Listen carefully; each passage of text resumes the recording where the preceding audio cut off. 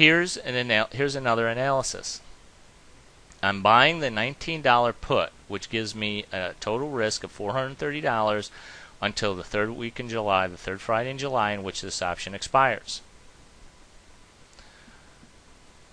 If I were to purchase another option, let's say I went to the $20 put option on this, now my downside risk is only $200. Of course, my upside potential is greatly reduced. However, I only have $200 of risk in an $18,000 purchase. If I went even higher, now my risk is only $160. But again, my upside potential is also extremely limited. Where you buy your put is up to you. Whatever you feel comfortable with. I feel comfortable with a $400 loss on the stock. And I'll explain to you another reason why I feel comfortable with that. On an $18,000 purchase, if I lost $430, I'd be okay. It would not bother me. But here's where it gets really interesting. In order to demonstrate exactly what I'm talking about here, we have to go to the Think Back page for just a second.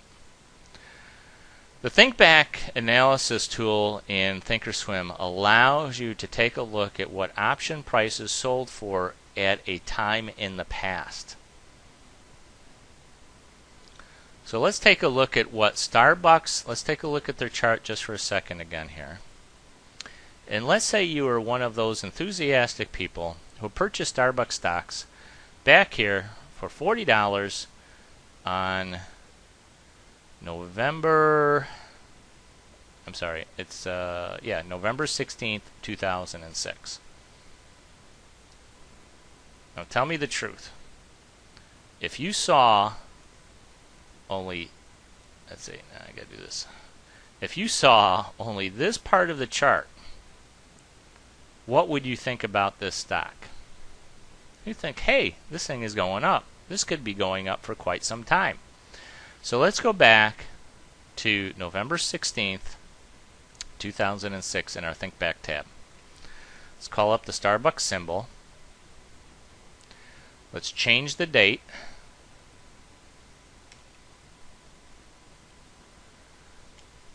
to November 16th, 2006. At that time, we had the November options, which only had 1 day left. We had the December options, which had 29 days left. All right, well, let's take a look at the December options because it still had 29 days left. At that time, if you were to purchase the Starbucks stock at $39.43, you could have purchased the 37.5 strike priced options, the put options, for 90 cents. So 1,000 shares would have cost you $39,000. The insurance would have cost you 90 cents a contract times 10, which would have been times 100, which is the multiplier, which would have cost you $900. So we just go up to 10 shares, to 10 contracts.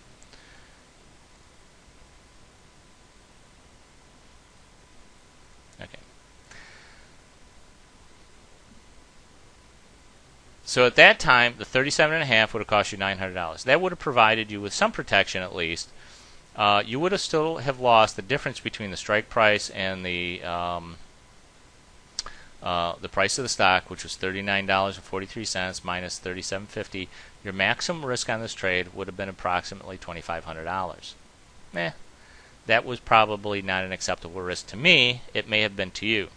I probably would have purchased the $40 put, which was a little bit more expensive at $1.90. Now that would have cost me $1,900 in order to protect those that stock. However, that stock cost me $40,000. So $1,900 of insurance would have been a little bit more expensive. However, let's see what would have happened the very next day. And remember, I'm buying this option here. They put the mid price in here, which I may have been able to get for $1.85. let's see what happened the very next day. The very next day, the market opened, and let's see, I think I gotta bump up this date here. There we go. The 40 options that we purchased for $1.85 are now worth $2.90.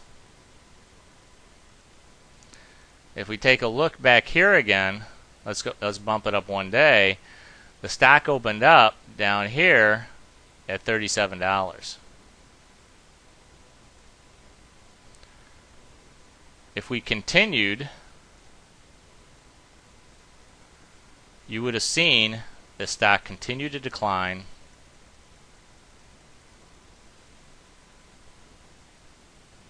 until it hit $29. I'm sorry, we're over here. Would hit $35 just a few days later. Remember, we purchased the stock here at $39.43, which was at the close, and by December 1st, this is December 1st right here, it would have been trading at close to $35.25. So let's see what would have happened to our $40 put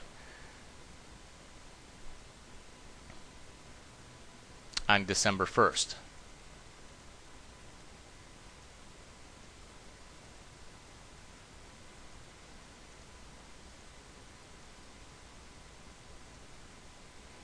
On December 1st, our $40 put would have risen in price to $4.90. Actually, we could have sold it for $4.80. Now remember that on the 16th, we purchased the option for $1.80. Well, at that time, no, I'm sorry. I'm not sure that's true. Let's go back to the 16th here for a second.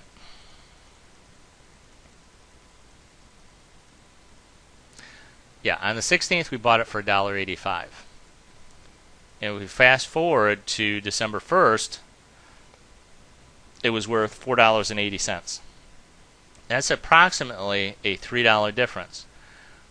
How much did we lose in the stock? Well, the stock went from $39.43 down to $35. That's about a $4,000 loss. However, we gained a little bit, almost $3,000 in the price of our put option. Now at that time, I'm sorry, we're actually in December. Our $40 put option was actually $4. We could have gotten $4.80, so about the same price. So we would have made close to $3,000 on our put option because we bought the December 40 puts. Now, if we bought that would have given us $3,000 in protection on the downside of a stock that just dropped $4,000. So we still would have had a loss on the stock, but we would have gained $3,000 on the put option.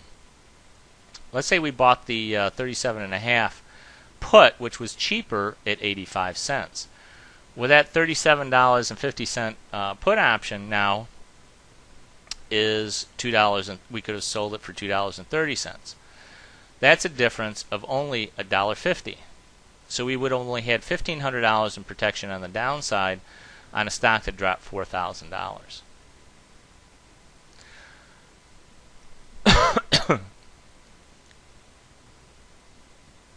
The idea is to select the strike price on the put side for protection as insurance on your position in which you feel comfortable. My goal when I'm purchasing stock initially, this is on my opening position. If I were to purchase this stock at $40, I would want to have the stock prove itself and limit my initial risk to less than $500 generally. Now let's do the opposite. Let's say that we actually decided to purchase the stock. Let's go back to our current positions here. And let's say, like I did, I purchased the stock right around $16. And this was on May 13th.